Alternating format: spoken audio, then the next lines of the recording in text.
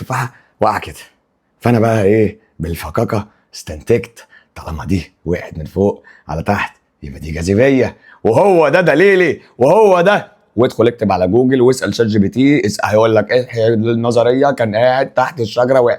طب بذمتك انت لو دلوقتي واحد طلع قال لك انا اثبتت الجاذبيه، او يا عم انا اثبتت وجود الملائكه بان وانا بعمل كده لمحت حاجه سوداء عدت، والله ونقوم نظريات بقى، والله نفتي بقى. يعني انت متخيل لو حد في الزمن ده طلع قال لك انا اثبتت حاجه بان انا كنت قاعد تحت شجره تفاحه وقعت، هي دي النظريه.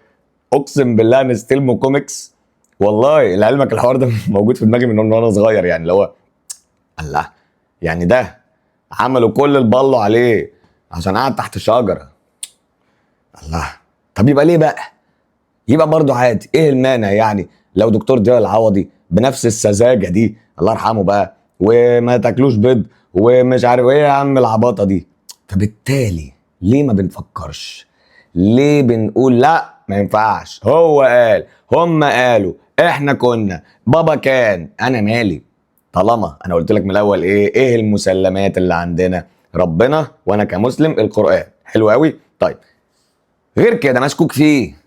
يعني ايه غير كده مشكوك فيه؟ يعني انت دلوقتي عايز تقنعني ان احنا في الفتره دي كلها، وده محتوى على فكره ما بحبش اتكلم فيه، ولو حابين نتكلم فيه ممكن ابتدي ادخل فيه، وهو الماورائيات او فكره الحقائق اللي عماله تتشاف او تكتشف اليومين دول. انا معاك جدا ان احنا في فتره غريبه وفي حاجات جديده وفي حاجات معلومات مغلوطه احنا بدانا نفهمها. يعني انا والجيل بتاعي، انا موديل 94 32 سنه، اتربينا على اسس، انا مش هكدب عليك اتربينا على اسس والله العظيم ثلاثه، وفجاه لقيت كل حاجه طلعت غلط. في حاجه غلط. دكتور محمود صلاح بالمناسبه يعني من اكتر الناس اللي انا بتشرف بمعرفتها، يعني امير المغربي والناس دي كلها. ايه اللي خلى الناس دي، وانا واحد منهم كمان، بدات اعمل ده، ولكن بعمله بشكل تاني مختلف عنهم شويه، هو عن طريق الفن بتاعي والكلام ده كله. ولكن في حاجات كتيره بدات تظهر الفتره دي، في حقائق كتيره، قصدي في مسلمات كتيره كنا عايشين بيها بدات بتكتشف الفتره دي انه ايه ده، هو اللي انا عارفه من زمان ايه ده، هو انتوا جايين تقولوا لي كل حاجه غلط؟